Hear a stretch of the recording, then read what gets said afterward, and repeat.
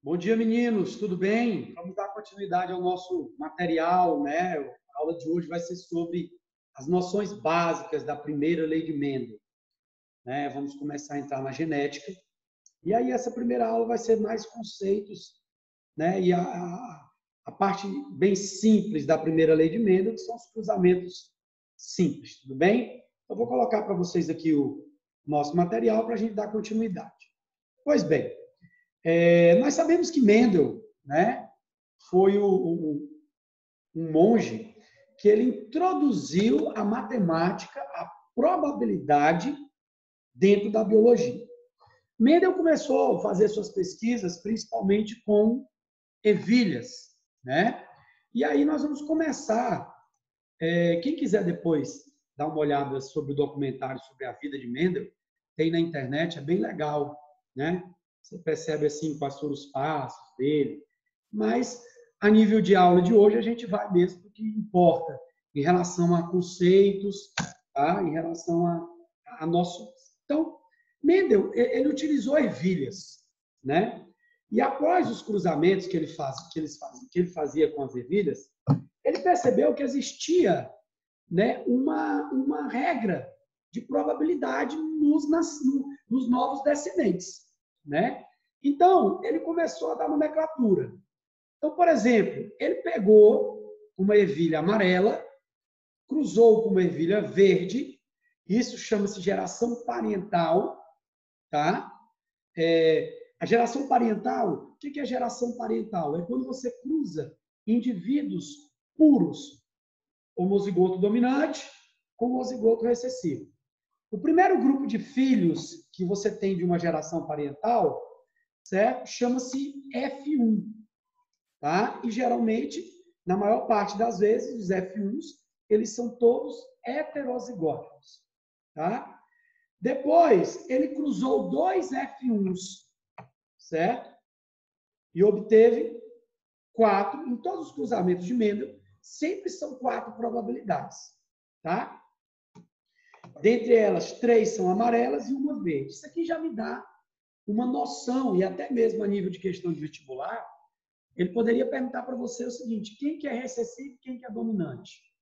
Né? Pela geração parental, você talvez não teria como saber de cara. Mas no cruzamento F1 fica muito claro.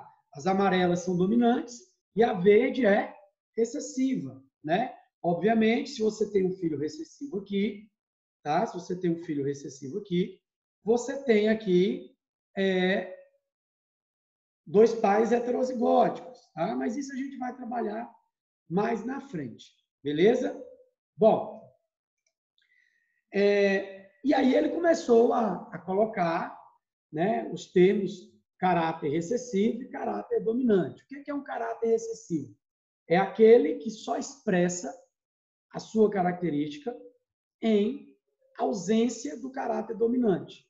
Na genética, o caráter recessivo ele é representado pela letra minúscula e o caráter dominante é pela letra maiúscula.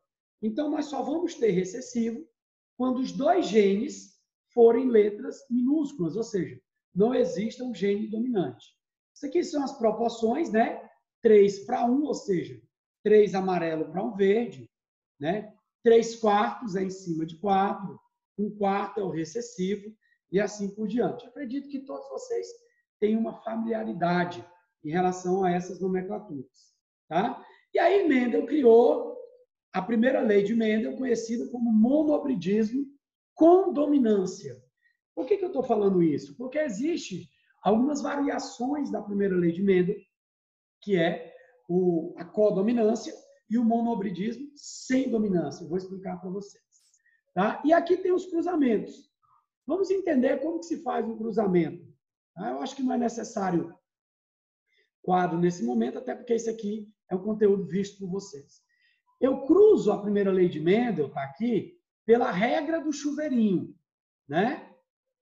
Como que se dá a regra do chuveirinho? Olha aqui, ó. Você pega a primeira letra com a primeira, pronto, aumentei aqui, ó.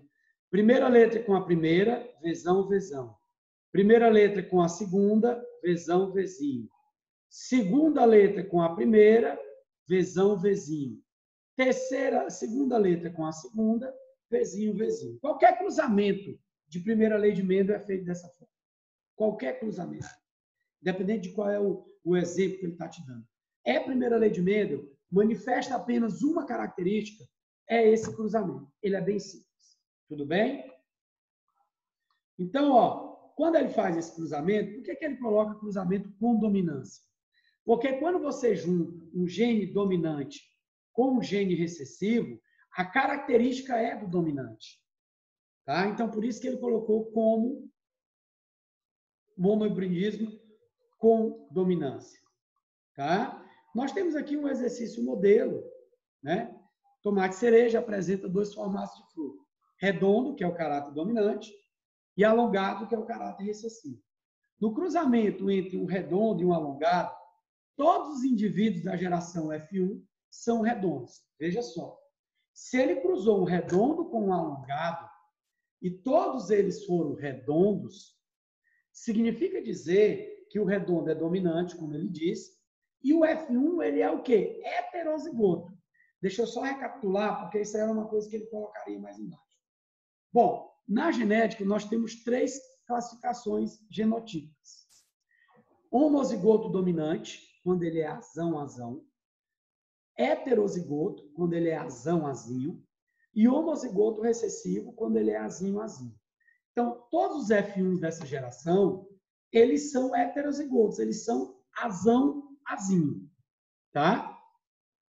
A geração F2, o que é a geração F2?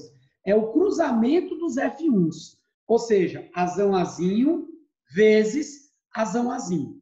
Proporcionou 3/4 de frutos redondos, que são dominantes, e 1/4 de fruto alongado.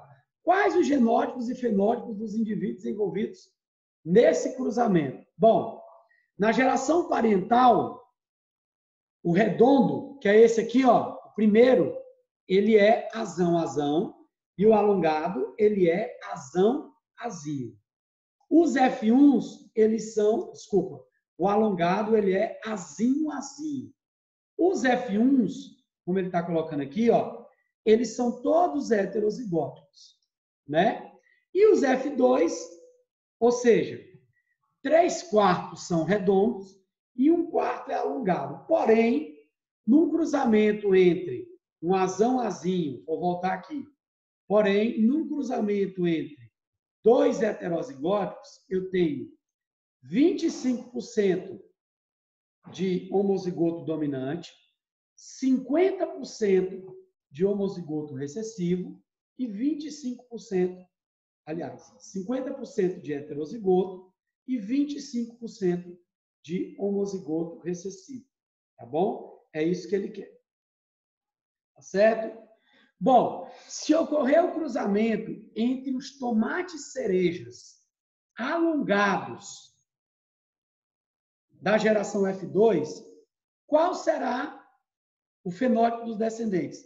Se eu cruzar azinho-azinho, porque o alongado ele é recessivo, se eu cruzar azinho-azinho com azinho-azinho, eu sempre vou ter azinho-azinho. Então, todos eles serão alongados. É bem simples, depois a gente vai responder esses exercícios na próxima aula, na íntegra, tá bom? Bom, ele está colocando aqui a relação entre meiose e a primeira lei de Mendel, né? Onde você tem na meiose uma característica, o que ele coloca aqui é o seguinte, resumindo para vocês, a meiose e a primeira lei de Mendel, ela dá sempre, né, uma probabilidade exata, de acordo com a primeira lei de Mendel. Ele sempre dá uma probabilidade exata. É por isso que você pode calcular a probabilidade de um cruzamento, tá? Porque os genes são sempre manifestados de forma exata na meiose. Isso aí só é um complemento. O que é gene? Agora a gente vai para a parte da aula onde nós vamos ter que identificar, né, digamos assim, as nomenclaturas da primeira lei. O que é gene? Gene é um pedaço de DNA, certo? Que manifesta uma característica. Ele é representado pelas letras, azão ou azinho, tá bom? O que é o caráter? É o efeito que o gene dá. Ou nós temos caráter dominante, ou nós temos caráter recessivo. Tudo bem? O que são genes alelos? São genes que manifestam a mesma característica, porém eles são situados em cromossomos homólogos, tá? Então aqui, ó, quando eu tenho o par de cromossomo 2, um exemplo, nós temos 23 pares. Quando eu tenho o par de cromossomo 2, desse mesmo local aqui, desse cromossomo, eu tenho o gene da cor do olho, do cromossomo homólogo. O que são cromossomos homólogos? São cromossomos iguais, né, que têm os mesmos genes. Um veio do pai e um veio da mãe. Então, genes alelos são genes que manifestam a mesma característica e situam-se em cromossomos homólogos, ou seja, os cromossomos diferentes. Tá? O que é locus gênico? Como ele trouxe aqui, ó, é o local onde se localiza um gene. Beleza? Homozigoto, quando o indivíduo tem duas letras iguais. Esse homozigoto ele pode ser ou dominante, quando as duas letras são maiúsculas, ou recessivo, quando as duas letras são minúsculas. Heterozigoto é quando ele possui letras diferentes, uma maiúscula e uma minúscula, tá? Caráter dominante é o que possui a letra maiúscula e o caráter recessivo é aquele que não possui letra maiúscula. Já expliquei para vocês ali. Genótipo é o conjunto de genes de um determinado indivíduo. Então, por exemplo, azão, azão, azão, azinho, azinho, azinho, isso é um genótipo. Fenótipo são as características manifestadas pelos genes. Aí sim, o genótipo, azão, azão, cor do olho, escura. O genótipo, azinho, azinho, cor do olho, clara. Então, a cor do olho, a característica que o gene manifesta, tá? A característica que o gene manifesta é chamada de fenótipo. Tudo bem? Beleza, meninos? Continuando aqui. Bom, agora ele vai trazer para vocês um monobridismo sem dominância ou com dominância incompleta. É onde nós temos um genótipo intermediário. Isso aqui ele pegou o exemplo das flores maravilhas, conhecida como Mirabilis jalapa. Tá? Deixa eu explicar para vocês isso. Aqui, ele colocou C com V, mas poderia ser só V. Tá? Vzão, Vzão é a vermelha. Bzão, Bzão é a branca. Só que quando o Vzão e o Bzão se encontram, essa planta ela não é nem vermelha e não é nem branca. Entenderam por que é sem dominância? Porque na primeira lei de Mendel com dominância, ou ela teria que ser vermelha, ou ela teria que ser branca. Quando esses dois genes se encontram, ele não é nem vermelho e nem branco. Significa que não tem dominante, ele é rosa. Por isso o nome, né, herança, monohibridismo sem dominância. Tá certo? Então nós temos aqui, ó, uma proporção um pouco diferente.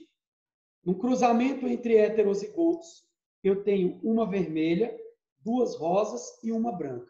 Meninos, como é que você identifica isso aqui de cara?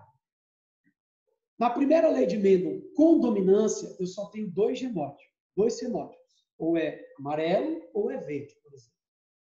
Na primeira lei de Mendel, sem dominância, ou com dominância incompleta, tá? Que é o que ele está colocando aqui, tá? Nós temos três fenótipos. Então, ó, por isso, 1 para 2 para 1. Um vermelho, 2 rosas e 1 branco. Então, todas as vezes que ele tiver três fenótipos, com certeza, ou é com dominância incompleta, ou é codominância, que eu vou explicar para vocês. Tudo bem? Beleza? Alguma dúvida? O que é a codominância? É muito simples. Você entender aqui, tá? Um exemplo de codominância. A diferença é justamente no terceiro fator, tá? Veja só. uma planta vermelha com uma planta branca dá uma planta rosa. Isso é condominância incompleta. Como que seria o mesmo exemplo no codominante? Uma planta vermelha com uma planta branca daria uma flor vermelho e branco. Entenderam? A codominância é a mesclagem dos dois fenótipos que nós temos. Então, por exemplo, vou dar um outro exemplo aqui. Um gato preto cruza com um gato branco e dá um gato marrom. Isso é dominância incompleta. Um gato preto cruza com um gato branco e dá um gato preto com branco. Isso é codominância. Tudo bem? Vocês têm alguma dúvida sobre isso? Perguntas? Tranquilo para vocês?